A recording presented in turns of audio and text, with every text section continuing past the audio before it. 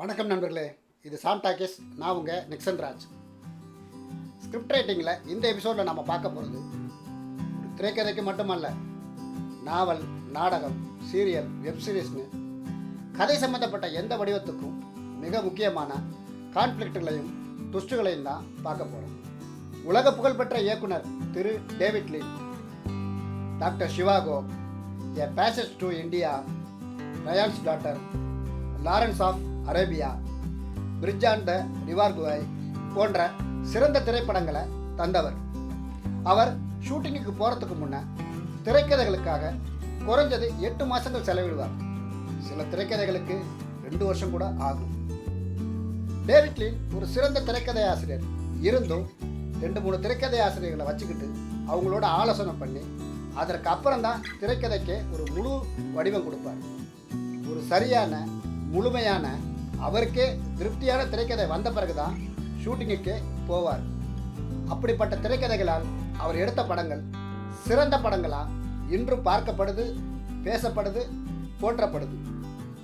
ஒரு திரைக்கதையை எந்த அளவுக்கு நுட்பமாக செதுக்கிறோமோ அந்த அளவுக்கு அந்த திரைக்கதைகளால் எடுக்கப்படுற படங்கள் காலம் கடந்தும் பார்க்கப்படும், பேசப்படும், போற்றப்படும். அப்படிப்பட்ட திரைக்கதைகளை எழுதுறதை பற்றி தெரிஞ்சுக்க வாங்க எபிசோடுக்குள்ளே போகலாம். போகிறதுக்கு முன்னாடி சாம் டாக்கீஸ் சேனலை இது வரைக்கும் நீங்கள் சப்ஸ்கிரைப் பண்ணலைன்னா உடனே சப்ஸ்கிரைப் பண்ணுங்கள். சப்ஸ்கிரைப் பட்டனை ப்ரெஸ் பண்ணிவிட்டு பக்கத்தில் இருக்க பெல் பட்டனையும் ப்ரெஸ் பண்ணுங்கள். அப்போ தான் நான் போடுற ஒவ்வொரு வீடியோவுக்கும் உங்களுக்கு நோட்டிஃபிகேஷன் உடனே வரும். வாங்க எபிசோடுக்குள்ளே போகலாம்.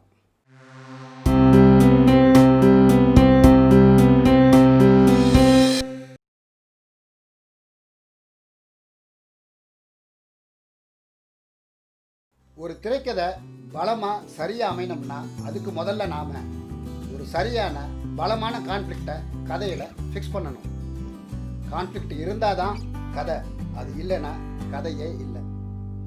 கான்ஃப்ளிக்டில் பல வகை இருந்தாலும் 3 வகை மேலே தான் அதிகமான திரைக்கதைகள் கட்டமைக்கப்பட்டு திரைப்படங்கள் வருது. 1 person vs self, 2 person vs others, 3 person vs society.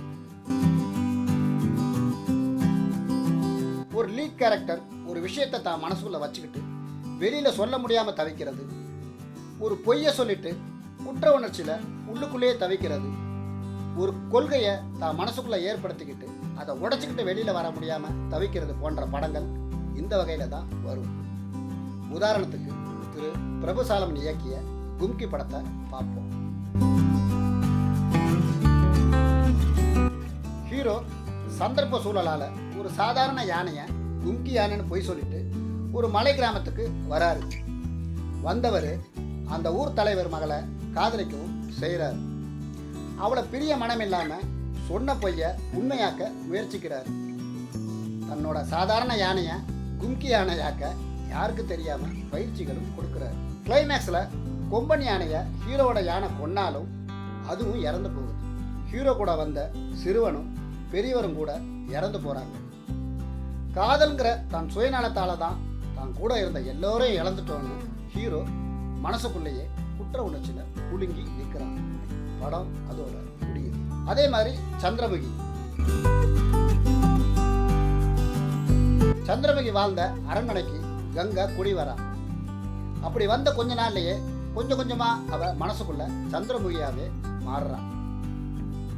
அதனால சிலரை கொலை செய்யவும் முயற்சிக்கிறான். இதை தெரிஞ்சுக்கிட்ட டாக்டர் சரவணன் அவளை அந்த மனச்சிக்கல்லேருந்து எப்படி வெளியில் கொண்டு வராருங்கிறது அந்த படத்தோட கிளைமேக்ஸ். ஒரு லீட் கேரக்டருக்கும் மற்ற கேரக்டருக்கும் இடையில பிரச்சனைகள் வர எல்லா படங்களுமே இந்த வகை தான். குறிப்பாக ஹீரோ வில்லனுக்குள்ள பிரச்சனைகள் வர எல்லா படங்களும் இந்த டைப்பில் தான் வரும். திரு AR முருகதாஸ் இயக்கிய பல படங்கள் இந்த கேட்டகரியில் தான் இருக்கும். வைரஸை பரப்ப வந்த வில்லனை ஹீரோ எதிர்த்தா அது 7ஆம் அறிவு. ஸ்லீப்பர் செல்களை உருவாக்குற வில்லனை ஹீரோ எதிர்த்தா அது துப்பாக்கி. கிராமங்களின் நீர்வளத்தை உரிய வந்த கார்பரேட் கம்பெனி முதலாளியை ஹீரோ எதிர்த்தா அது கத்தி. ஹீரோ வில்லன் கான்ஃப்ளிக்டில் காரண காரியங்களை புதுசாக உருவாக்கி அதன் மேலே திரைக்கதைகளை அமைச்சு வெவ்வேறு சிறந்த படங்களை தருவார் திரு ஏஆர் முருகதாஸ். ஹீரோ வில்லனுக்கு மட்டுமல்ல, 2 ஹீரோக்கு இடையில கூட கான்ஃப்ளிக்ட் வரலாம். Catch me if you can.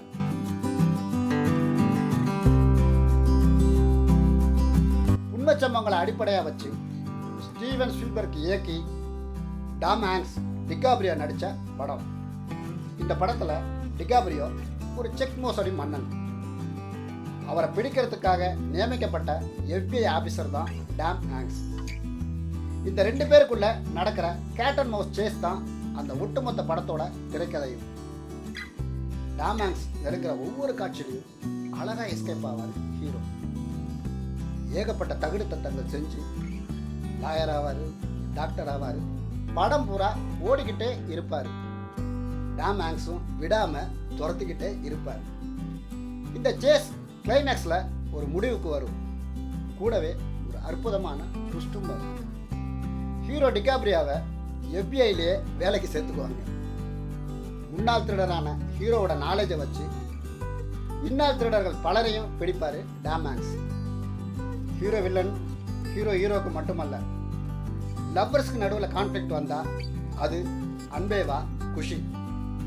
கணவன் மனைவிக்குள்ள கான்ஃப்ளிக்ட் வந்தால் அது மௌனராகம் பிரியமானவில்லை. அப்பா மகனுக்குள்ள கான்ஃப்ளிக்ட் வந்தால் அது தங்கப்பதக்கம் சந்தோஷ் சுப்பிரமணியம். அண்ணனுக்கும் தங்கச்சி புருஷனுக்கும் இடையில கான்ஃப்ளிக்ட் வந்தால் அது கிழக்கு செம்மியிலே நம்ம வீட்டுக்கு. இப்படி சொல்லிக்கிட்டே போகலாம். 2 கேரக்டருக்கு இடையில வர கான்ஃப்ளிக்ட்டுங்கிறது அதிகமாக பயன்படுத்துகிற கான்ஃப்ளிக்ட்.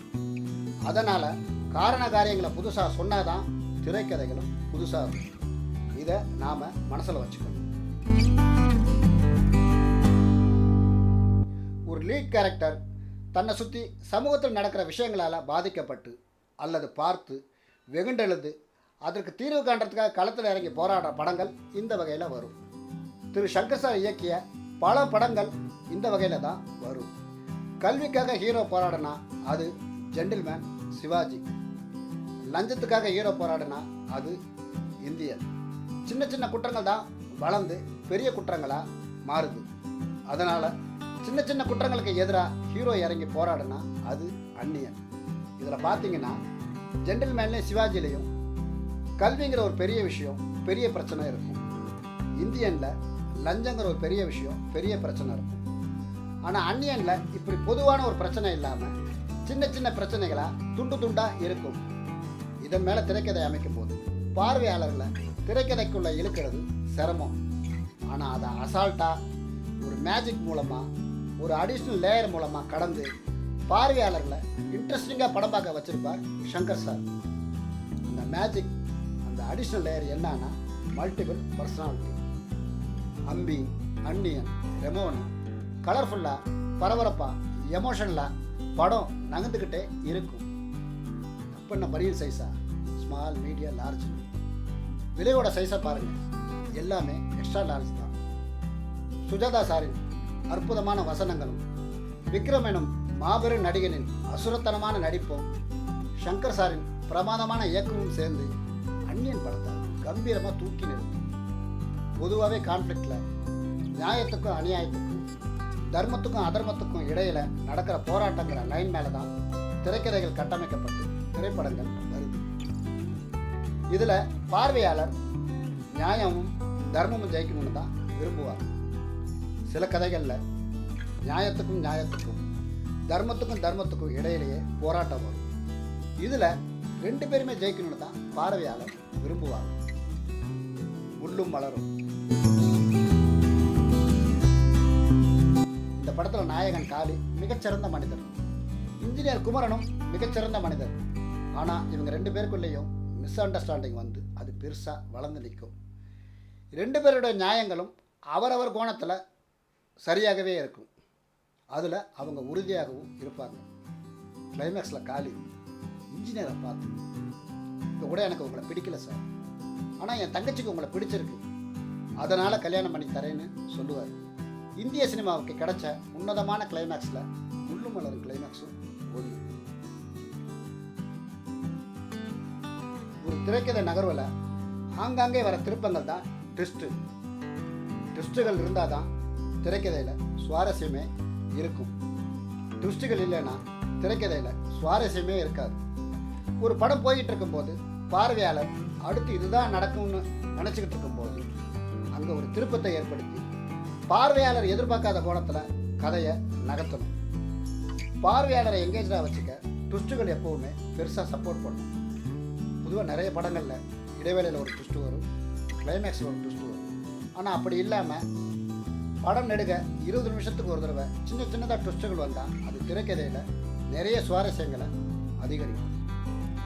திரு கேவி ஆனந்த் இயக்கிய அயன் கோ, இந்த 2 படத்துலையும் சின்னதாக படம் நெடுக ட்விஸ்ட்டுகள் இருந்துக்கிட்டே இருக்கும். அதுதான் அந்த படத்தின் வெற்றிக்கும் பெருசாக உதவி இருக்கும்.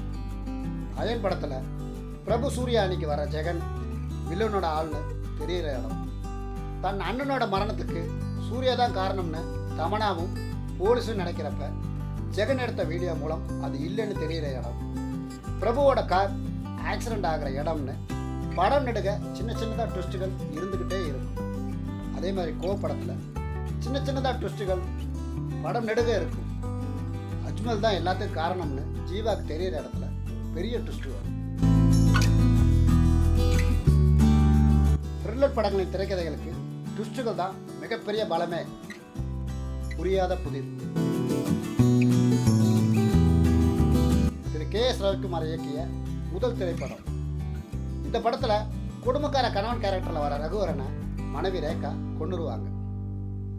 அந்த பாடியை மறைக்கிறதுக்கு, அந்த பிரச்சனையிலேருந்து அவங்கள காப்பாற்றுறதுக்கு ரேகாவோட நண்பர் ரகுமான் உதவி செய்வார்.